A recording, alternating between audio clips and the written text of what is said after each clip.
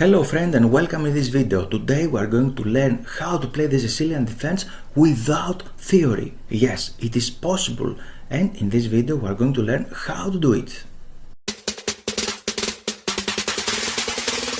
Sicilian defense is one of the most complicated openings actually, and we have a lot of subsystems. I have an article, you are very welcome to follow the link below of that video in order to see the complete article, entire article, and we have the basic systems, we have some of them actually. After that we have a lot of sublines.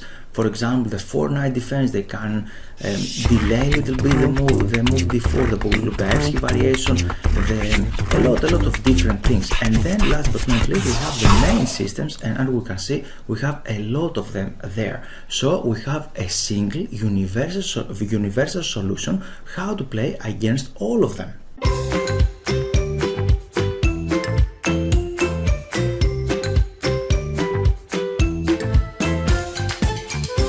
Coming back to our chessboard, I'm suggesting you after these first moves actually in the Sicilian defense to develop your knight very naturally, prepare your sword castling, and after this, for example, you can play the bishop on c4. This is the Italian setup. What more natural than that, right? And in some systems actually in the Sicilian defense, this is called Sozin system.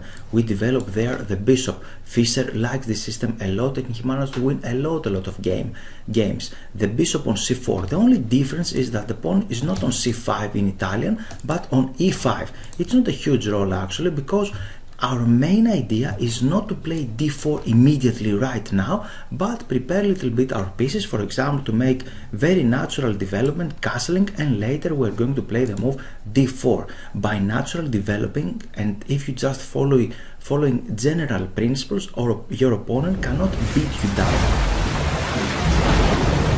Now let me show you inside the chess.com how the Sicilian defense is. You can see we have a lot of responses. If our opponents do nothing like developing the knight or play something like this, the d6, then we can develop very easily our pieces. The most challenging moves are knight to c6 and e6 actually. These are the most challenging moves, because after this, for example, here you can see we're not playing the main line, but this line, it's not very popular, but it doesn't have bad reputation or bad score actually. It's scoring equally fairly nice like the other systems.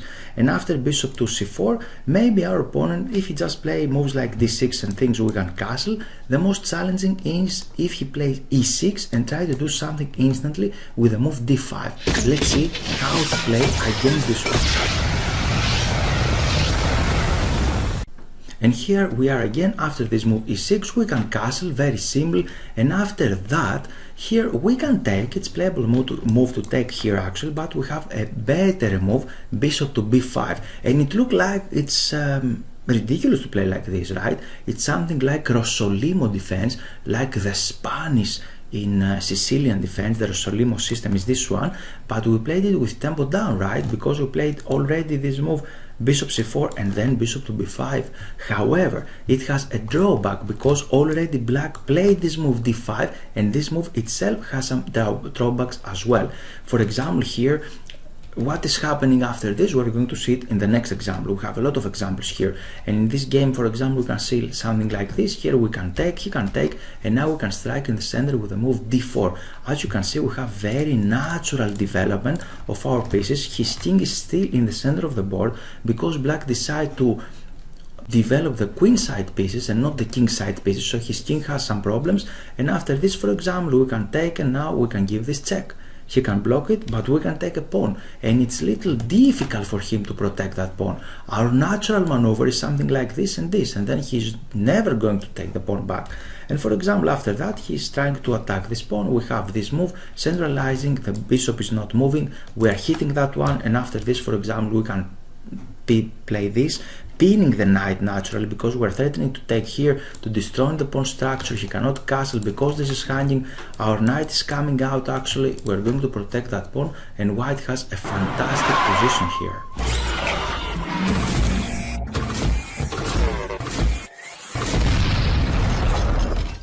It is amazing, and people don't usually compare the openings. What is the opening that we're playing? It's really amazing. Do you know? It is the Nimzo Indian with reverse colors after this move, and this and here, and after that, for example, here if we just play this move, now we have bishop on b4, and it is this system with reverse colors, and after e3, for example, here black already played this move e5 and already castling. This is what we had actually here, what we had in this previous example. If you see this position, make a picture on this one, and if I go back in that one, it's exactly the same. We already castle, we have this move, and we have the Nimzo Indian with the white pieces. Amazing, right?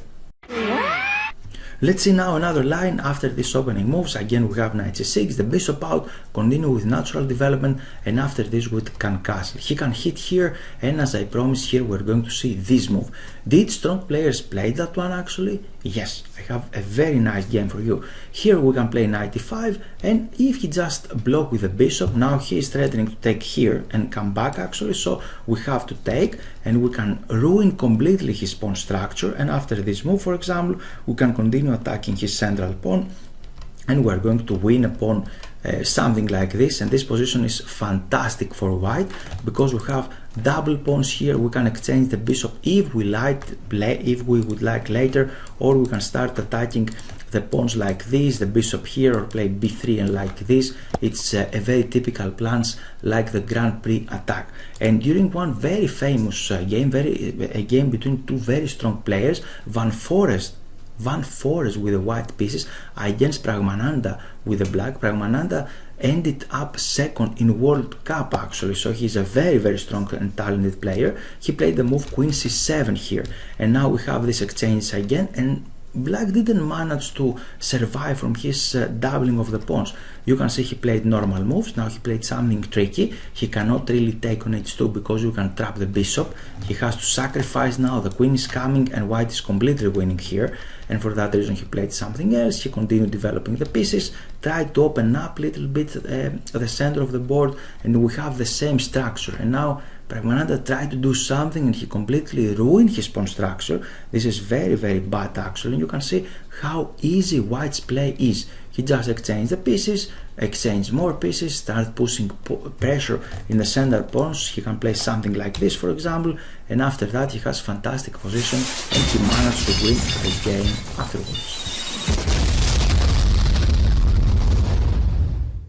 Another line that we can examine here is if he just play d5 again, we have this move, and he can play a6 instantly. We can take, and now we are in another opening actually. We can play here, of course we should not take, it's completely bad to take there because he can undouble his pawns or he can open up the bishop. It's not good to take there, but we can continue developing our pieces. And now it is something like the Grand Prix attack.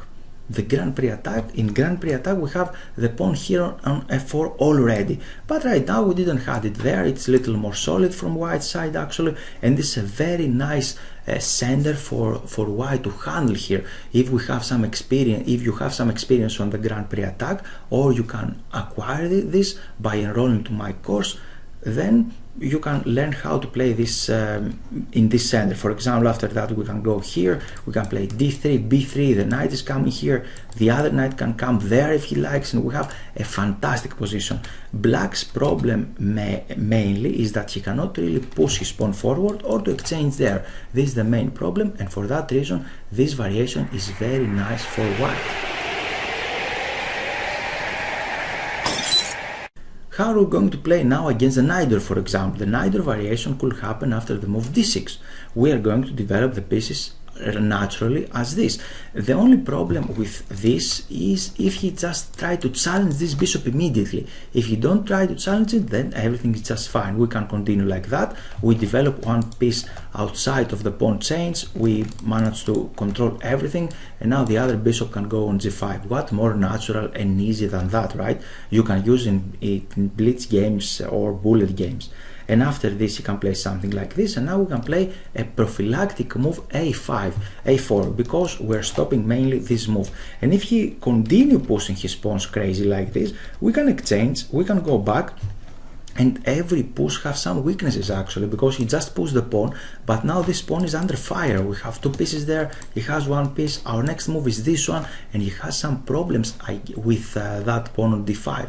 We're going to attack this one, for example. And if he tried to do something crazy like this, of course he is completely losing because the rook will drop.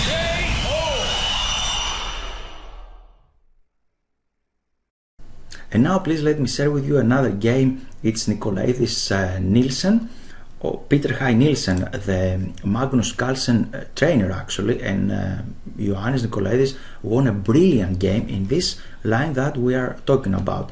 And here Nielsen played this move g6, try to play something like the dragon, and of course we can castle again, and you can play c3. Don't play blindly this move actually, because now you see he's hitting the center of the board, and with white pieces we can play something like the Alapin, and we can try to build a very strong center, right? He played that one, we have this, we have some exchanges, the knight can come out right now, we have a perfect center here. What more natural than this?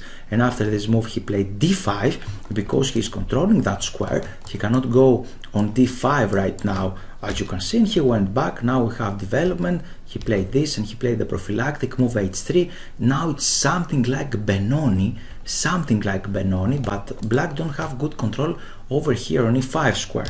And after this natural move he played there the bishop. Again he's winning the fight against this pawn actually. The bishop is very secure here because it can retreat if it needed, if the other guy hit it like this. And after this he went back. You should not drop your pieces obviously.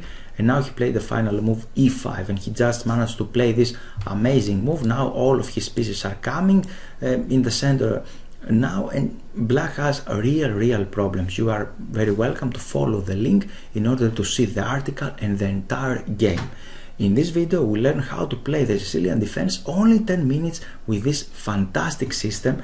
In the third move, bishop on c4, try to play something like the Italian, castling short, and everything will be nice and easy. Thanks for your time, and I hope you enjoyed the video. Here it's time for action. This is the initial page of my website, and here you can click Give me access to get access to free lessons. You can read this page, and if you scroll down, here you can add your name and your email. After that, you're going to take a free lesson how to avoid chess blunders. So, time for action is now, and you're very welcome to join my mail list.